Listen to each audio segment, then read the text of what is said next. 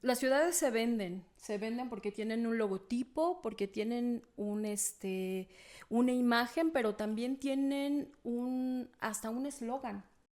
Benito Juárez ya no tiene ningún porcentaje de área libre para nada. Pero al final pues seguimos hablando de que pues son colonias, digo, son alcaldías que lo tienen todo. Eso pues ya se empiezan a generar estas ciudades dormitorio, pero creo que un momento importante que pudiera a lo mejor marcar un hito tal vez también dentro de los procesos en nuestro contexto es pues lo que pasó en 2008.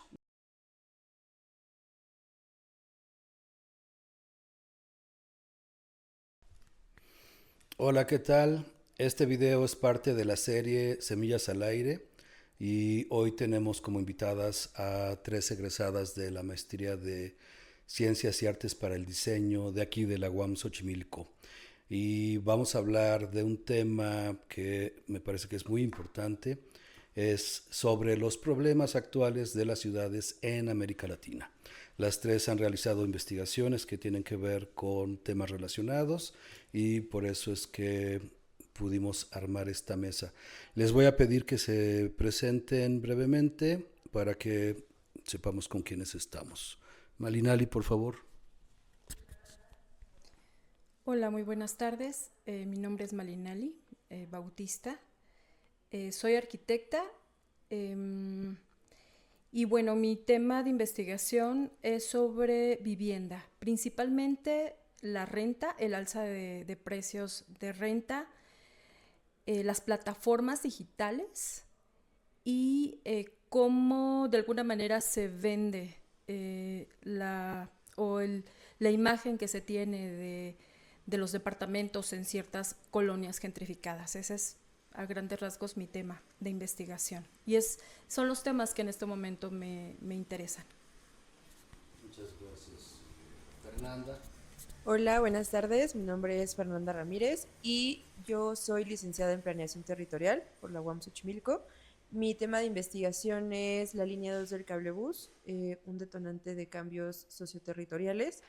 Y mis temas de interés van más enfocados a qué está pasando en las ciudades actuales en los temas de población, espacio público, desigualdades sociales y un poco también el transporte, pero más orientado al tema social, no tanto como el transporte como medio de transporte en lo técnico, sino más en lo social. Gracias. Jacqueline, por favor. Sí, soy Jacqueline, arquitecta, egresada igual de UAM Xochimilco. Mi línea de investigación se enfoca en la vivienda popular y específicamente en los procesos del habitar, en temas más contextualizados, más allá de la arquitectura en sí, es la dinámica social, cultural que se da alrededor de la vivienda, pero fuera, entendiendo los contextos que se generan en cada territorio, ¿no? Contextualizar cada territorio. Mi tema, el caso de estudio fue en la zona lacustre, pero en general los temas de interés son esta vivienda que muy pocas veces es visibilizada, que se considera que no es arquitectura, y creo que parte de los saberes y del entendimiento del habitar, pues parte del mismo habitante. Entonces es un poquito centrar el foco en quién habita, porque es quien sabe realmente cómo deben de ser sus espacios para que puedan ser habitables. Bien, gracias Jacqueline. Pues creo que de lo que comentas, mucho de lo que tenemos nosotros como objetivo en esta serie es justo hacer llegar a el público amplio el conocimiento que se da dentro de las aulas, porque a veces las investigaciones se quedan encerradas, se quedan en un librero, ahí los trabajos de investigación y esto no llega a la gente que a veces tiene que llegar porque lo que ustedes están investigando habla sobre los problemas que a la gente afectan y que a la gente le interesan. Entonces, esa es la idea.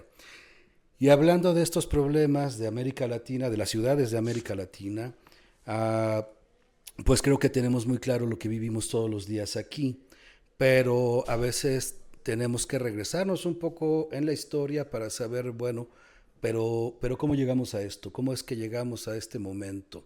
Entonces le pediría a Fernanda si nos puede hablar un poco de cuál ha sido ese proceso histórico por el que estamos ahora con los problemas actuales de estas ciudades.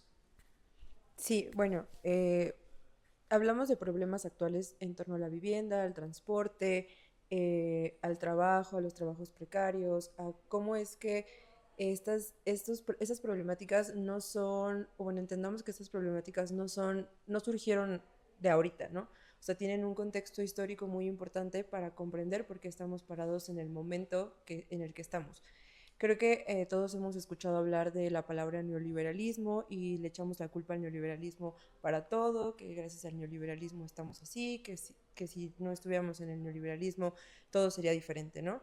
Pero en realidad pues entendamos que el neoliberalismo pues es un proceso de acumulación del capital. Nuestra historia se ha regido por estos procesos de acumulación dependiendo de lo que el mismo capital pues necesita en su momento, ¿no? Nos vamos a retroceder al final de la Revolución Mexicana para entender un poco el contexto, primero mexicano, también después dando más contexto de otras ciudades latinoamericanas, porque al final compartimos muchas cosas, ¿no? Tanto territorialmente como socialmente compartimos muchas características que son el por qué tenemos las mismas problemáticas. Pero bueno, a finales de la Revolución, pues México empieza y entra en un proceso de crecimiento, apostarle al campo, apostar por desarrollar nuestro campo y pues empieza todo esto de las reformas agrarias, el milagro mexicano con Lázaro Cárdenas, pero después pasa otro evento mundial muy importante que es la Segunda Guerra Mundial. En la Segunda Guerra Mundial, pues los países están en guerra, sí. Dejan de producir lo necesario, ¿no? Y ahí es cuando países como México empieza a ayudar, apoyar. A importar a los países que están en guerra estas materias primas, ¿no? Entonces es cuando se dan cuenta de que en realidad sí podemos producir por dentro y dejar de necesitar de otros países. Entonces se empieza a fortalecer la industria, se empieza a fortalecer que todo se haga desde dentro. Y comienza con este modelo que se llama el modelo de estado de bienestar, en donde lo principal era que el Estado se hiciera cargo de lo que pasaba pues dentro de él, ¿no? Bueno, entendiendo como ese proceso de acumulación, el objetivo era que se desarrollara todo desde adentro, que creciera la economía, que creciera la industria, y para esto pues se necesitaba que hubiera escuelas, hubiera vivienda, hubiera, bueno, que se le diera toda la facilidad a la gente para que el país pudiera desarrollarse, ¿no? Pero pues no todo era color de rosa, o sea, había ciertos puntos en donde se estaba desarrollando y en otros donde no se estaba desarrollando. Sí, en este momento el país, pues, bueno, recordemos a Lázaro Cárdenas, que nacionalizó el petróleo, entonces, bueno, eso también le dio bastantes divisas y permitió la industrialización del país. Sin embargo, bueno, también en este periodo, que era gran aportación del Estado, que ayudaba bastante el Estado a la nación, bueno, un poquito ya atrayéndolo hacia, digamos, hacia el tema, hacia mi tema, se crearon instituciones importantes más o menos en los años 70, como Fobiste e Infonavit, que fue muy importante para el desarrollo de la vivienda. En las ciudades. En las ciudades. Bueno, pero, bueno, otra vez para ponerlos en contexto, en este periodo estuvo, bueno, la urbanización acelerada por la industrialización de las ciudades importantes, entre ellas, pues, la Ciudad de México. Aquí se empezaban era, digamos, la urbanización en el centro y se fue extendiendo hacia algunas colonias. Una de las primeras colonias fue Santa María la Ribera, Condesa, Roma, Polanco. Todo esto se estaba extendiendo toda la ciudad, pero a la par había industria dentro de la ciudad. Entonces, digamos que en ese momento fue cuando empezó a venir muchísima población rural por todo el empleo que estaba fomentando la ciudad. Un poco sí, y aparte porque el campo se empieza a descuidar. Dejamos de lado al campo, lo vemos solamente como el proveedor de alimento, pero ya no hay una oportunidad de crecimiento tan grande como en ese momento se pensaba que la había en la ciudad. Entonces, con esta migración masiva, pues no todo fue color de rosa. O sea, sí, el Estado estaba impulsando el crecimiento, pero solamente era para cierto sector de la población. Poblaciones trabajadoras, todo el Fobiste, el Infonavit, la educación, la salud, era para los trabajadores del Estado, ¿no? Pero pues, ¿qué pasaba con toda esta población que solo venía del campo sin ninguna oportunidad realmente laboral? O sea, solamente venían a ver si pasaba algo, ¿no? Con esta gente fue la que no pudo asentarse en la zona central de la ciudad, que era la que estaba desarrollándose en ese momento, sino tuvo que buscar lugares en donde le alcanzara para vivir, que eran principalmente lugares que no tenían servicios, no había transporte, no había nada, o sea, y ahí se da otro proceso en la ciudad que es completamente diferente al que estaba impulsando el Estado. Y que bueno, o sea, esto se da en un periodo entre los 40 a los 80 más o menos, se da este proceso de industrialización que también se da en otros países latinoamericanos, ¿no? O sea que en realidad el estado de bienestar se da en toda América Latina y obviamente en diferentes etapas. En México, por ejemplo, empieza la industria, pero orientada a la manufactura, a la siderúrgica, a la construcción, el transporte, pero en otros países latinoamericanos fue diferente, ¿no? Y es por eso que tal vez en nuestro país el crecimiento se da de acuerdo a esto que se estaba potencializando, ¿no? Crece el norte, crece el centro, crece un poco el sur, pero no es homogéneo este crecimiento. Y principalmente en el centro de la ciudad. O sea, aquí es donde realmente se concentra todo lo que se estaba generando en ese momento. Tanto las empresas como el desarrollo, como los empleos, etcétera. Sobre ese proceso de transición del campo a la ciudad, a lo mejor Jacqueline nos puede hablar algo. ¿Nos podrías explicar un poco qué pasa con eso? Creo que es importante a partir de ya estos planteamientos también tener como en esta idea de que después de la posguerra, pues los campesinos al final sí eran explotados, pero incluidos en ese mismo sistema, ¿no? Y ya a partir de que de proveer los alimentos básicos para mantener como esos precios bajos, hasta ese momento creo que los podemos tener como incluidos, pero a raíz de que se va facilitando la industrialización, y creo que podrán profundizar un poco más en ese sentido, pues ya el modelo neoliberal actual pues cambia un poco la jugada en cuanto al campo, a los campesinos, porque ya de pasar a ser incluidos ya son excluidos, ¿no? Ya no es necesario la mano de obra, también los salarios se empiezan a precarizar, y creo que aunque pudiera parecer como un hecho aislado, creo que todo detona en muchas de estas problemáticas actuales.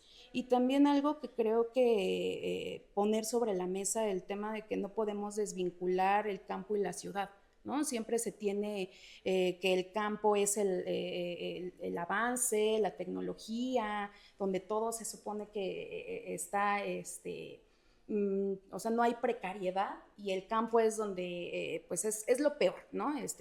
Tal vez no profundizando tanto, pero creo que hay un vínculo muy estrecho, porque al final la ciudad se provee del campo, ¿no? Toda la parte, la materia prima al final viene del campo, el agua, la ciudad se abastece del campo. ¿Y qué es lo que pasa, lo que sigue pasando? Que al final termina todo el desecho de la ciudad al campo, ¿no? Entonces de ahí se extrae, llega a la ciudad, y el desecho también pues resulta en estos espacios, y creo que todas las problemáticas que se ven en las periferias, pero también en las ciudades en un sentido más agrícola, todos estos activismos, inclusive en torno a la defensa del territorio, parte de este cambio al sistema neoliberal.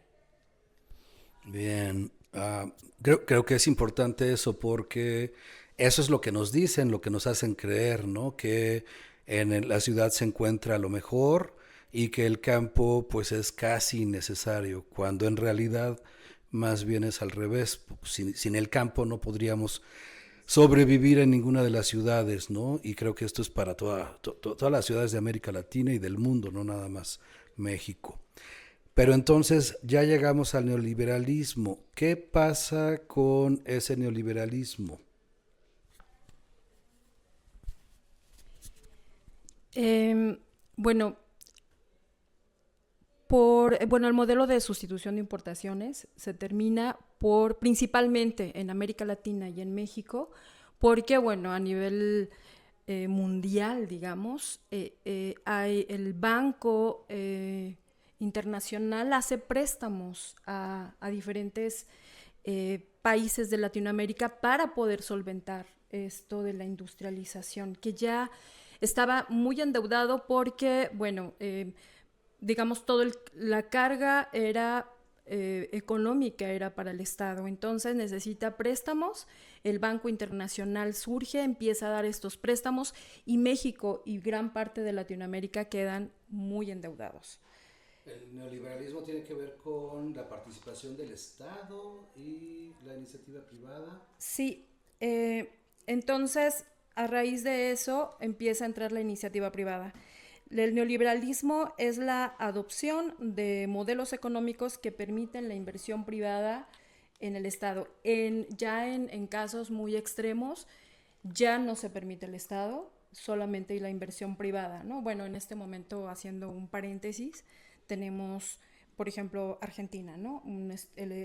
Argentina, que es, bueno, un modelo, no sé qué vaya a suceder, pero es un pequeño laboratorio de lo que puede suceder si entra solo la iniciativa privada.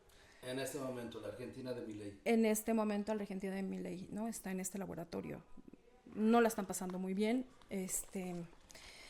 Y bueno, yo sigo paso a paso todas estas noticias, ¿no? De cómo va avanzando ese modelo, me interesa, ¿no? Pero bueno, ya entrando en el neoliberalismo, que más o menos fue a partir de los 90s con 82. 82, en 1982, ya con, ya fue, recuérdame, Miguel de la Madrid, y después entra en el 88 Carlos Salinas de Gortari, que es donde ya aplica estas políticas. Recuerden que él es egresado de Harvard, tiene toda la escuela económica, y entonces quiere aplicarlo o lo aplica aquí en México. Ahora, con respecto a la vivienda, se modifica, Carlos Salinas de Gortari modifica el artículo 27 constitucional, en donde un gran logro que se logró en la Revolución Mexicana, que fue que la tierra es de quien la trabaja, entonces digamos que es una tierra comunal. De repente, con esta modificación del artículo, cambia a que se puede vender a privados. Y es ahí en donde hay pues sí, una voltereta, ¿no? En digamos, esta imagen urbana. Sí. Desaparece el ejido, ¿no? El artículo 27 es el que desaparece. Exactamente. No lo desaparece como tal, o sea, más bien lo cambia. O sea, el proteccionismo que se tenía elegido era que no se podía vender, no se podía embargar y no se podía traspasar. Entonces lo que hacen es decir, ahora sí podemos hacer todo eso, o sea, pero el ejido sigue. Entonces, de hecho, todavía hay muchos ejidos, sí, todavía sigue. Pero, o sea, creo que es importante como mencionar que la idea del neoliberalismo es la apertura de los mercados, el libre mercado. Ya no hay barreras globales, todo esto de los aranceles, del proteccionismo que se le estaba poniendo a ciertos productos, ya no existe, ¿no? Y que va más allá de temas de vivienda. O sea, claro. La idea es que el Estado esté ya desvinculado de la inversión al Estado, ¿no? O sea, que ya todo se preste, o sea, todo esto que todo está a la venta. En pocas ajá, palabras, todo está a la venta. Se vende ferrocarriles, se vende la CFE, se vende petróleos mexicanos. Entran los privados a hacer negocio de lleno, ¿no? Con el pretexto de que el Estado no puede solventar y que hay que invertir. Y bueno, lo que vemos con el neoliberalismo es pues más desigualdad aún. En el pasado había la protección del Estado, ahora hay más desigualdad. Bueno, y con respecto a la vivienda, me gustaría platicarles un poquito ya, digamos, en este límite entre el modelo de sustitución de importaciones y el neoliberalismo. La ciudad pues es un ente vivo y entonces en algún momento entre los años 70 y 80 digamos que la Ciudad de México pareciera como, bueno, hubo este proceso de que se estuvo poblando, de poblamiento, pero después se despobló. Eh, Se despobló porque, como paréntesis también, hubo un movimiento de rentas, de congelamiento de rentas.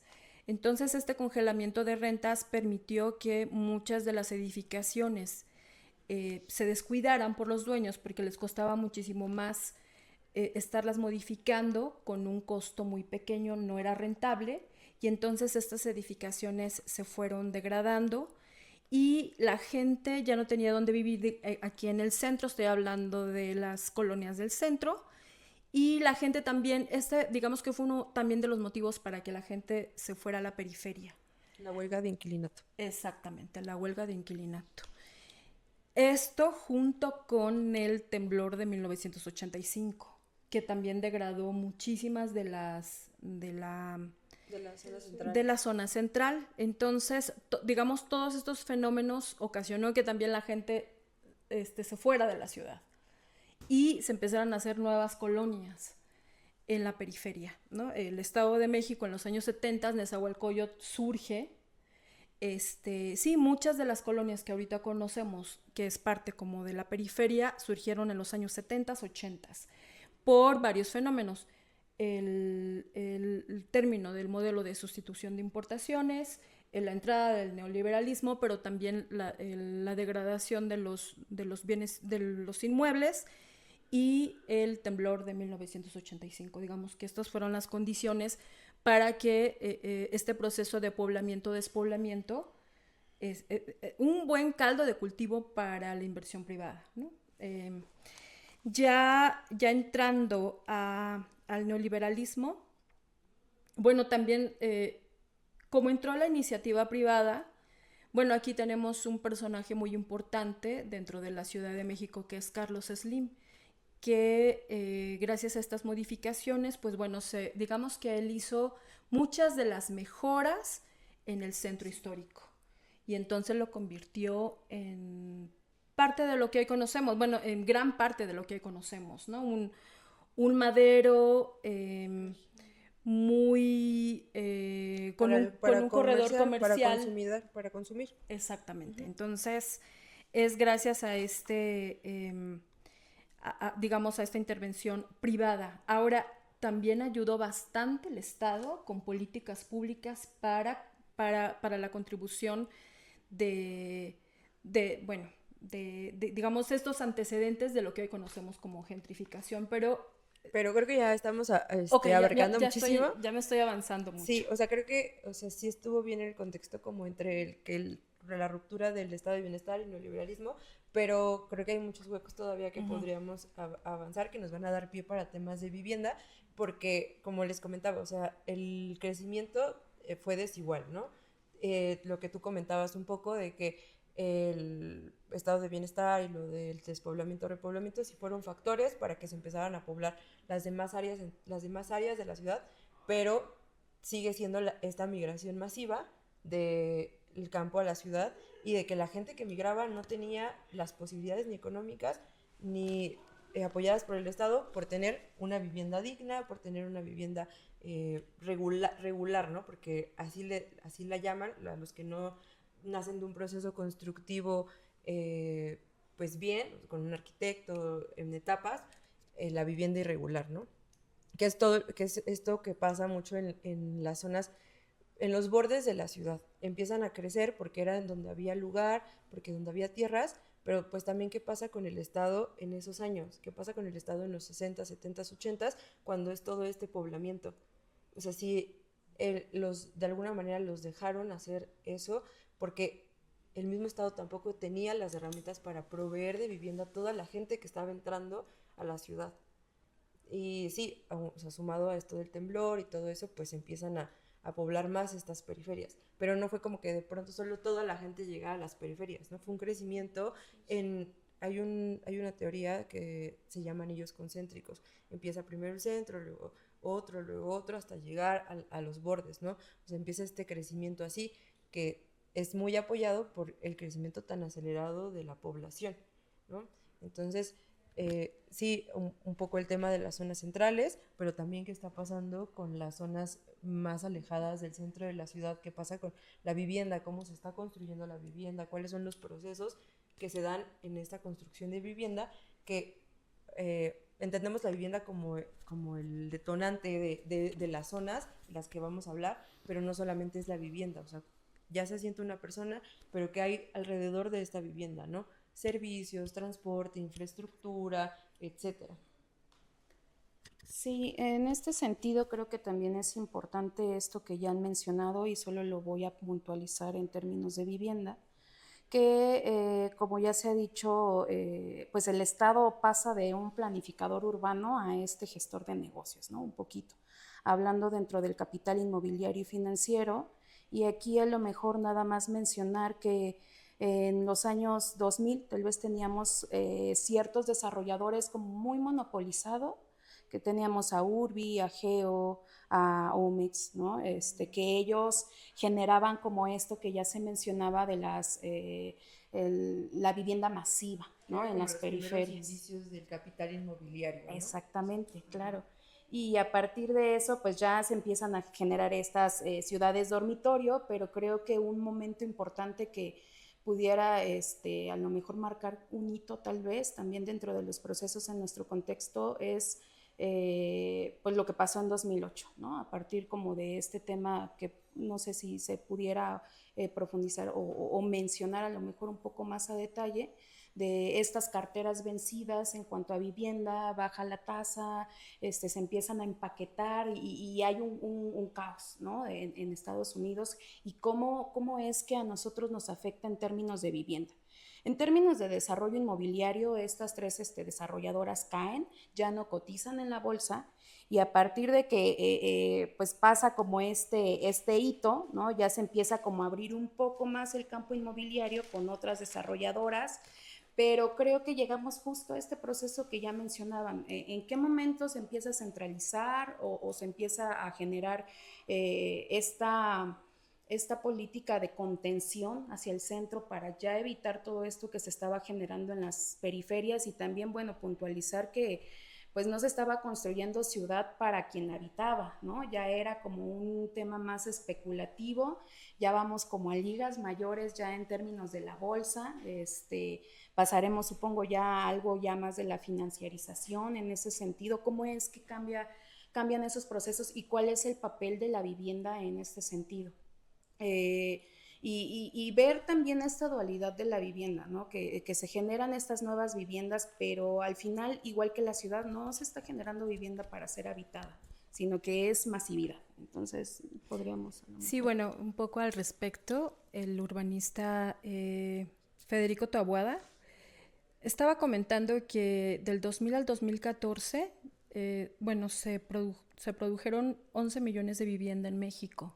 Pero del capital justamente del capital inmobiliario, y que la inmobiliaria más grande era Homex, que era la constructora más grande, incluso más grande, pues la más grande del mundo. Entonces, pues ahí, bueno, lo que pasa es que lo estaba escuchando, ¿no? A raíz de eso, digamos que de esta apertura a la iniciativa privada y de esta construcción irracional de casitas sin infraestructura, sin servicios, en lugares, o sea, nada más sembraban las casitas y entonces a raíz de eso comenta que 7 millones de esas viviendas que estaban abandonadas, están abandonadas, de hecho todavía están abandonadas y que bueno, hasta el decreto de Sheinbaum en el 2025, en donde muchas de las personas que estaban pagando estas viviendas, que ya llevaban pagando estas viviendas 20, 25 años y no terminaban de pagar,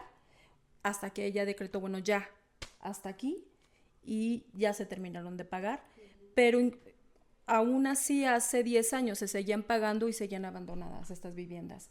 Entonces, el hecho de que se produzcan más viviendas no significa que sean habitadas. Se necesitan varias características para que la gente vaya a vivir. Y entonces aquí es donde entra el concepto de habitabilidad. La habitabilidad no es solamente tener una vivienda, sino tener todo lo necesario para que sean realmente habitadas. Que fueron por las razones por las que fracasaron estos megadesarrollos en Tecámac, en Ojo de Agua, en Zumpango, etcétera, ¿no?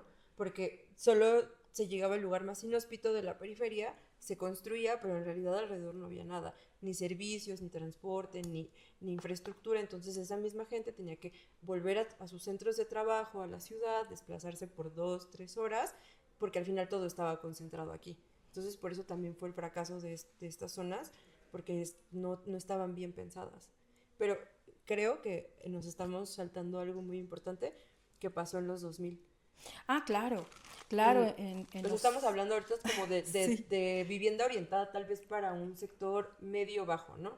Estas ciudades gigantescas que yo recuerdo que en su momento las casas costaban de que 200,000 pesos, 300,000 pesos, y estamos hablando de una casa tal vez de 2 pisos, o sea, choricito, pero eran más o menos, ¿no? Que estaban pensadas pues para la población de medios y bajos ingresos. Pero, ¿qué estaba pasando, por ejemplo, en el centro de la ciudad? Hablamos de que en esos años se estaba despoblando el centro, había muchísimo vandalismo, seguía lo de la huelga de inquilinato, y entra un personaje también muy importante, que es Andrés Manuel, Claro. como jefe de gobierno, y la intención que él tenía era repoblar estas zonas centrales. ¿Y cómo lo quería hacer? Hizo impulsó el bando 2, que buscaba el repoblamiento de estas zonas centrales, construyendo vivienda de interés social. Sí, este bando 2 principalmente lo que hacía era una propuesta de redensificar la zona central. Que no solamente era el centro, no solamente hablamos del centro, se hablaba de varias alcaldías. De varias alcaldías, pero en este caso las que tenían más problemas eran las del centro, por el temblor de 1985, porque habían sido abandonadas, porque se habían convertido en vecindades, porque se estaban cayendo. Digamos que el centro era el que tenía más problemas. Entonces entra Andrés Manuel con sus buenas intenciones, y entra con esta política de redensificación. Se permitían más pisos de lo que se permitía anteriormente, pero además les facilitaba mucho los trámites, ventanilla única, apoyos fiscales a los privados, es decir, los exentaba de impuestos para poder construir, pero además ya ni siquiera era necesario un estacionamiento o las áreas verdes, también estas estaban exentas. Entonces, con estos apoyos, pues entraron los privados con todo para poder construir en el centro. Y de repente se fue de las manos, porque estos privados ya empezaron a construir no casas de interés social, sino casas para clase media y media alta en el centro, aprovechando que tenían todo el equipamiento urbano, transporte, carreteras, luz. Ya no tenían que hacer absolutamente nada, ya estaba todo puesto en la mesa, en charola de plata. Entonces lo que hicieron fue aprovechar todos estos para empezar a construir. Y es ahí donde empieza, digamos, pues el boom inmobiliario del centro. Lo vemos principalmente en las ciudades importantes: Monterrey, Guadalajara, México, Querétaro. Esos son, digamos, el bando 2 fue una política local, pero al final se contagió a toda la República Mexicana, ¿no?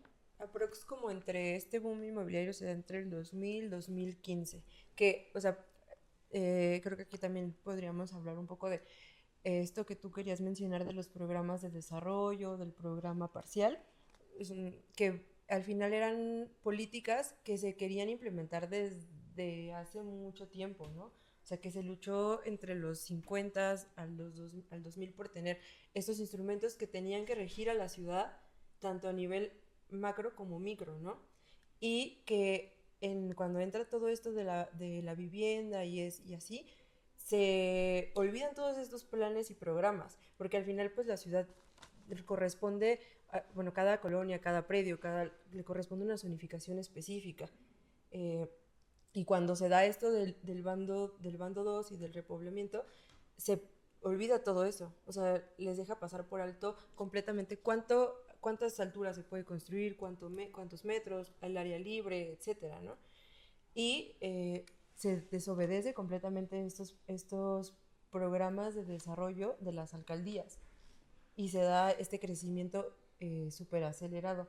A mí me parece, en algún momento vi esas cifras, que la delegación, bueno, la alcaldía más afectada es la Benito Juárez. Benito Juárez ya no tiene ningún porcentaje de área libre para nada. Pero al final pues seguimos hablando de que pues son colonias, digo, son alcaldías que lo tienen todo. Transporte, que sí tienen parques, que sí tienen infraestructura de recreación, pero ya habitable, ya no tienen ningún porcentaje habitable. Sí, justo en ese sentido es como interesante a lo mejor analizar a partir de estas problemáticas de por qué se empezó a repoblar, pero creo que también al final el rumbo de este tipo de desarrollo de vivienda media a residencial y residencial plus, que va en función de los costos, ¿no? De pensar de una vivienda de 200,000 pesos en algún momento del 2000 o un poquito antes, y ahorita pensar que la vivienda social está en alrededor de 2,900,000, ya No, subió 2,900,000, por podríamos. la UMA, por la norma 23, creo que este año topaba 2,100,000. Vivienda de interés social. Interés social, y de ahí el costo, si es más arriba, ya es residencial, residencial plus, pero que ya no se vende o ya no se busca que sean espacios habitables, y regresamos a lo mismo, sino que se venden experiencias, ¿no? Si en función del público o del habitante, pensar si ya va enfocado a cierto tipo de persona, pero más la experiencia que está que el espacio o la habitabilidad en ese sentido. Y también pensar en esto de estas colonias que pues la Roma tiene pues, cierto atractivo, pues no sé si turístico, ahí yo lo dejaría también al aire y que pudieran a lo mejor puntualizarlo, pero que sí tiene como un valor histórico, ¿no? Y al final es un poquito lo que vende o lo que los grandes desarrolladores pues es a donde más le inyectan, que si bien tiene la infraestructura, pues es como este lugar atractivo histórico en el que pues la mayoría que tiene el recurso puede vivir. Y a lo mejor no me voy a adelantar mucho, pero es también pensar que primero hacia quién va, a lo mejor a estos niveles económicos altos, pero empieza a entrar otro tipo de personas, ¿no? Que creo que ya sería como más su expertise en ese sentido. Pero cómo va cambiando La manera de habitar. más que la manera, el público hacia quien va, o sea, a lo mejor muchas veces a mí lo que se me hace también, a lo mejor un poco la falta de información, es decir, bueno, es que la gentrificación es por culpa de los turistas o por culpa de los nómadas digitales, y al final no es como una persona, es creo un proceso y que involucra a muchos, como ya se mencionaba, multifactorial, pero no es como esta culpa hacia una persona, no es ni el que tiene más poder adquisitivo, no es el extranjero que puede venir a trabajar, sino que somos como parte de todo ese sistema que al final termina afectando a la periferia también. Y termina excluyendo, o sea, tan solo ya el tema del trabajo, ¿no? Las distancias, pero también los servicios. No hay servicios, la infraestructura, y que la misma política creo que sigue inyectando todo hacia la zona central, porque es lo que genera la economía, ¿no? Es lo que va generando eso. Entonces creo que ahí yo les pasaría un poco la palabra. Sí, mira, hay una abogada que es aparte luchadora social. No sé si conozcan a Carla Escoffi. Bueno, ella comenta un poco sobre la ciudad mercancía o ciudad todo incluido, en donde justo menciona que las ciudades las ciudades se venden porque tienen un logotipo, porque tienen una imagen, pero también tienen hasta un eslogan. Entonces, esto se le vende pues a los turistas, ¿no? Con el afán de venderles, como decía Jacqueline, una experiencia de vida. Eso también sucede, por supuesto, para vender las casas, los departamentos. Que ya tienen un montón de amenidades. Claro, claro, y se vende sin tomar el contexto de que la ciudad es una ciudad viva y que está habitada por un montón de gente con diferentes puntos de vista, con una rutina de vida, incluso, claro, ¿no? Con una rutina de vida. Entonces, se me hizo muy interesante esto de la ciudad mercancía, que dice que la ciudad es un producto. Y me estaba acordando muchísimo de esto porque, bueno, tenemos un fenómeno que está a pocos meses de empezar, que es el Mundial. Y entonces vemos que toda la ciudad la están enchulando, poniéndole colores rosas, morados, y con hasta su mascota, ¿no? Que es un ajolote. Entonces, nuestra ciudad es una ciudad mercancía, eso es lo que están ofreciendo. Están ofreciendo experiencias de vida, están exacerbando, por ejemplo, nuestras tradiciones como el Día de Muertos, y de repente la experiencia de Xochimilco, que también eso afecta. Están convirtiendo a nuestra ciudad bueno, aquí hay otro fenómeno que seguramente algunas personas conocen, que se llama turistificación, y entonces la Ciudad de México es un polo turístico porque es la entrada del turismo por bueno, hasta hace poco el único aeropuerto internacional. Ahorita ya está el AIFA como alternativa, pero esta era la entrada de todo ese turismo, y entonces pues se vende una ciudad mercancía, una ciudad que solamente ofrece experiencias, pero que no, bueno, los turistas en algunas colonias como la Roma, Condesa, Polanco, compran experiencias. Algunas cosas que se hacían antes, como algunos negocios, me estoy adelantando un poco, pero algunos negocios como tradicionales, como zapatería, perdón, donde arreglan zapatos, sastrerías que existían en la Condesa, están desapareciendo porque como se les está ofreciendo una experiencia de vida, pues están siendo sustituidas por otro tipo de negocios. Me estoy adelantando un poco, pero bueno, continuamos en la cronología. Sí, creo que, no sé, yo la verdad no tengo, y me gustaría como ponerlo sobre la mesa, porque entiendo que también el contexto de Polanco es distinto al de la Roma, la Condesa y Santa María la Ribera, bueno, ¿no? Porque sí, ahí a lo mejor el habitante es diferente. Sí, sí, sí. Y Polanco, entiendo que son más como, sí, mexicanos. Uh-huh. Creo que hay como un contexto tal vez distinto en la zona Roma, bueno, en la Roma, en la Condesa, y lo que está pasando en Santa María. Eso como dejarlo también sobre la mesa para discutirlo. Y también el tema que a mí me llama mucho la atención, ya entrando como en un mapeo de todos estos desarrollos de vivienda residencial, porque ni siquiera vamos a hablar de la social, que se va concentrando, sí, en la Benito Juárez, como en tres delegaciones específicas, y a pesar de que la Venustiano Carranza está en el centro, ¿qué es lo que está pasando ahí? Ahí se pueden encontrar vivienda en el RUP, vivienda social, ¿no? De estos conjuntos habitacionales, edificios sí verticales, pero sí se nota como en la zona oriente sí hay vivienda social y muy poca vivienda residencial, y la otra parte del centro, ¿no?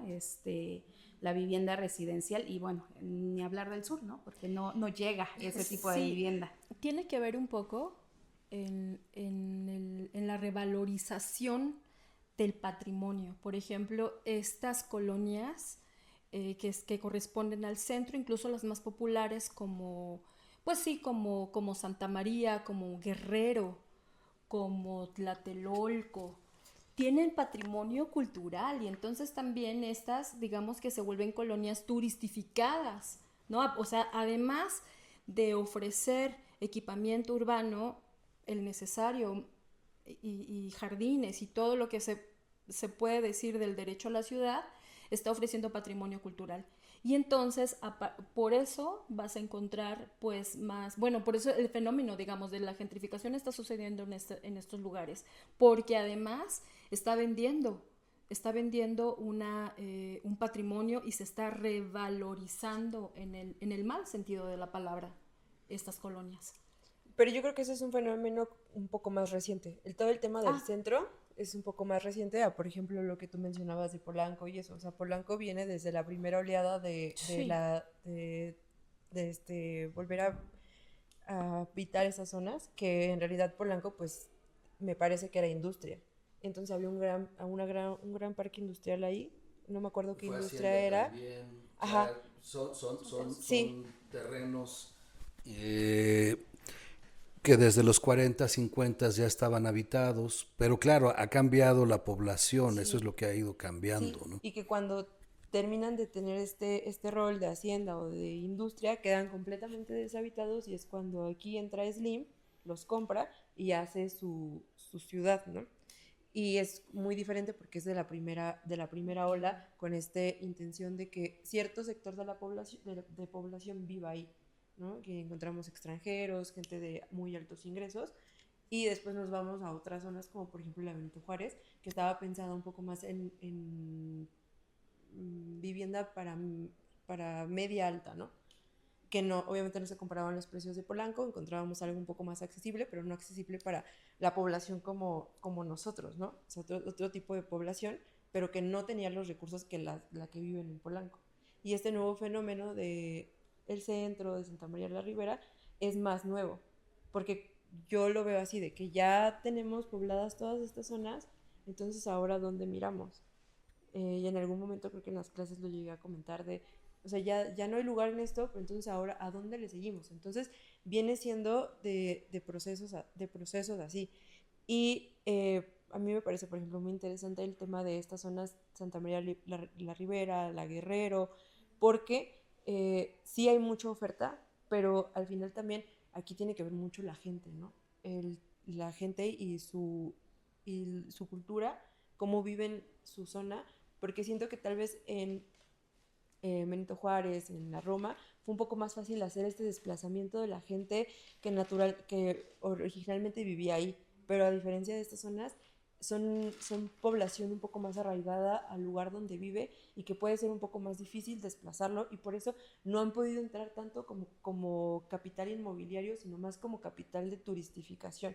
O sea, no le podemos pegar a que las personas nos vendan su vecindad para hacerle un mega desarrollo, pero entonces, ¿qué potencial le vamos a sacar? Bueno, pues tenemos la lagunilla que originalmente pues era de los locales, ahora ya se hizo algo súper turistificado. Yo el otro día yo estaba por la Guerrero justamente y vi a un grupo de turistas en bici viendo cómo vive la gente de la Guerrero. O sea, eso es el atractivo Son las turístico. experiencias. Pero qué experiencia. Y yo me quedaba pensando, decía, ¿y qué piensa la gente que vive aquí? O sea, ¿qué está pasando, no? Porque al final o sea, no son colonias bonitas, no son colonias cuidadas. La Guerrero, por ejemplo, sufre muchísimo del tema de los tiraderos a cielo abierto. Casi en cada esquina puedes ver un tiradero a cielo abierto, que es un problema también ahorita que tiene mucho la propia alcaldía, que su eslogan es, creo que la Cuauhtémoc limpia o algo así. O sea, tienen muchos problemas que van desde la propia población y que no ha sido tan fácil como llegar a realmente modificar o que el sector inmobiliario entre. Sí, bueno, y estas colonias del centro, un porcentaje muy alto, bueno, por lo menos en Santa María la Ribera, que es pues la colonia que investigué, el 15% de las casas están desocupadas. Son casonas porfirianas, no están en malas condiciones, pero están desocupadas. Y esto va, y también sucede en la Guerrero, pero también en la San Rafael. Vámonos a la Tabacalera y en el corazón del centro histórico. Muchas de estas casas están desocupadas. ¿Pero por qué están desocupadas? Bueno, pues aquí A mí me gusta mucho esto de Santa María la Ratera. O sea, se conocía como Santa María la Ratera Sí. porque nadie quería vivir ahí, porque era una zona completamente insegura. Entonces, aquí hay un libro que se llama No es normal, de Viri Ríos, en donde digamos que nos platica que digamos que estas viviendas que están abandonadas o subutilizadas, bueno, tienen propietarios, ¿no? Y estos propietarios pues en algún momento las rentan. Y este fenómeno se da porque aquí en México puedes tener un bien inmueble y no pagar mucho predial. Entonces puedes tenerlos ahí abandonado en lo que sube o en lo que se arreglan tus problemas con los parientes para ver lo de la herencia. Pero aquí en México sale mucho más barato porque no se cobra. Hay mucha vivienda abandonada porque los propietarios no pagan predial. No como en Estados Unidos, por ejemplo, ¿no? Que no les conviene tener varias propiedades. ¿Qué pagas? Claro, porque los impuestos no son, ahí sí se pagan impuestos, aquí no se pagan impuestos. Y entonces tienes la oportunidad de tener varias propiedades, aunque seas un propietario pequeño, tener varias propiedades y no pagar impuestos. Esa es una. Ahora, dentro de estos datos, encontré que el 76% que rentan inmuebles, o sea, de los que rentan, no pagan impuestos. Esto es es un negocio, insisto, es un negocio redondo. Y bueno, esto también cambiando o llevando el tema un poco hacia el inquilinato, que una alternativa, porque no la compra de casa es inaccesible para nosotros, incluso para la clase media. La clase media también es inaccesible. Si queremos comprar en la zona centro, donde los precios son exorbitantes, pues bueno, ¿qué opción tenemos para tener el equipamiento cerca y tener una calidad de vida? Pues entonces rentar. Ahorita se renta mucho más de lo que se compra. Eso sucede, insisto, en las ciudades más importantes. Entonces, el 50% de los que rentan, pues no tienen un contrato. Y los propietarios no pagan impuestos. Entonces, es un paraíso, es un negocio. Supongo que están hablando ya en este momento y de estos procesos, de cómo pasamos a la parte de las plataformas, ¿no? Porque ahí también es algo importante el tema de Airbnb, ¿no? O en qué momento empieza este tema de rentas ligado a plataformas, ¿no? Creo que justo va como un sistema que va detonando o que va en ese sentido y a lo mejor me gustaría rescatar un poco esta parte y retomar esta relación humana en cuanto a campo y ciudad, que creo que vale la pena porque se está perdiendo dentro de estos procesos, en el que sí son terrenos de cultivo, pero creo que esta parte como familiar, comunitaria, en el que siempre se conocían unos a otros, se cuidan unos a otros, y que esto se traslada al menos a las zonas periféricas donde si bien hay pueblos originarios, que no solamente están en las periferias, pero en estos pueblos, barrios y colonias populares, en donde todavía se ve ese sentido comunitario, en el que todavía podemos conocer al vecino, conocer a los niños y que algo que está pasando como en estos procesos ya centrales es que pues no hay comunidad, no se está construyendo comunidad. ¿No? No se conocen unos a otros, las unidades a lo mejor tendrán amenidades, pero no están pensando en generar como esta parte social, Pero ¿no? que también es mucho del propio modelo neoliberal, impulsar La ser individual, individualidad. ajá, ser individual. A ver, un poco para recapitular lo que han comentado, porque han salido muchos temas que me parecen importantes. Primero, lo que entiendo entonces es, este crecimiento de la ciudad ha sido no planificado y caótico, ¿no? Luego, en distintos momentos ha habido diferentes intentos por parte de las autoridades de establecer por medio de legislaciones algún control, de dar algún paliativo a los problemas, pero no todo ha funcionado entonces, ¿no? O sea, se ha intentado algunas veces con más éxito, otras veces con menos éxito, y puede ser que en algunos casos, como lo que mencionaban del bando 2 de Andrés Manuel López Obrador, se hace con una intención y no sabemos si fue en contra de su intención original o ya estaba planeado eso, pero al final, en vez de favorecer a la mayoría de la población, favoreció a grandes inversores, ¿no? Slim, en primer lugar, que es a quien mencionaron ustedes, que de alguna manera, pues, se adueñó del centro histórico. Lo puso bonito, pero obviamente a costa de que se queda él con una ganancia económica que no llega al pueblo, ¿no? Entonces, me parece que ese es uno de los puntos que ustedes han comentado. Ah, otro de los aspectos, y aquí creo que yo lo puedo comentar más a partir de mi experiencia y mi edad, es cómo ha ido cambiando la población en diferentes zonas, ¿no? Santa María la Ribera, por ejemplo, que mencionaban, La Lagunilla, Tepito, todas estas zonas, el mismo centro histórico, yo he tenido la oportunidad de conocer, de estar, de acudir a esos lugares y he podido ver a lo largo de los años que yo puedo recordar cómo se ha cambiado esa población, ¿no? O sea, esa población ha ido cambiando de muchas maneras. Porque además si uno piensa en las historias familiares, en las historias personales, uno se entera también de eso, ¿no? Lo que comentaban, uno se entera de una familia que era dueña de una casa, que se pelearon los hermanos, los hijos, etcétera, por la herencia, y que la casa se queda ahí hasta que algo pasa, ¿no? Por ejemplo. Y eso creo que va acompañado también de un contraste cultural que no han comentado tanto ustedes, pero que creo que también es importante, ¿no?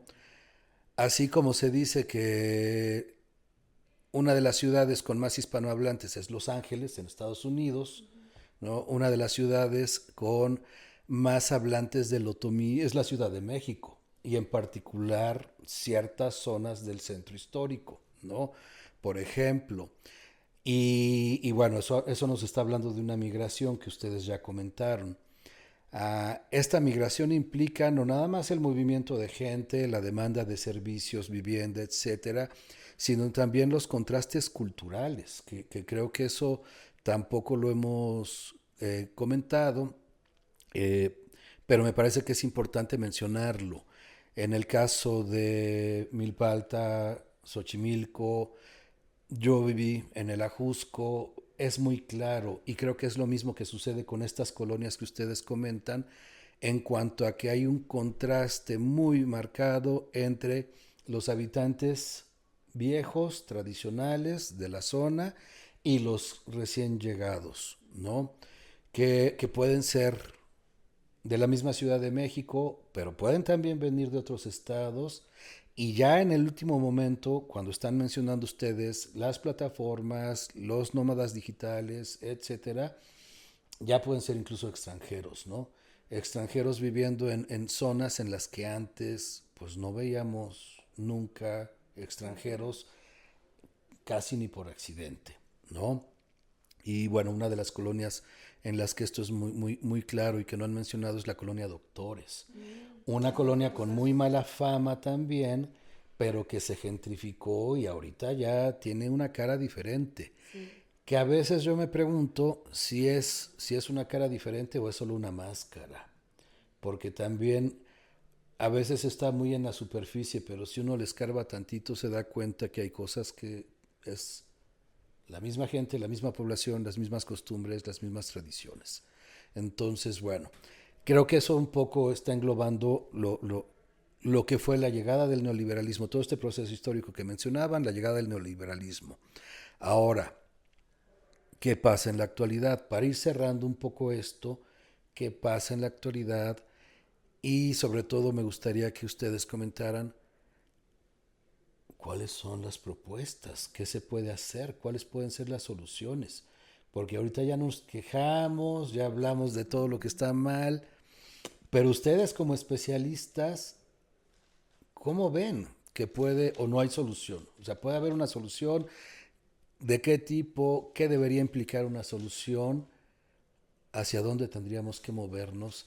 Idealmente, yo sé que sí no depende de una voluntad individual, depende de movimientos sociales, depende de legislaciones, etcétera. Pero en este momento, ¿cuál es la situación y qué es lo que podemos hacer?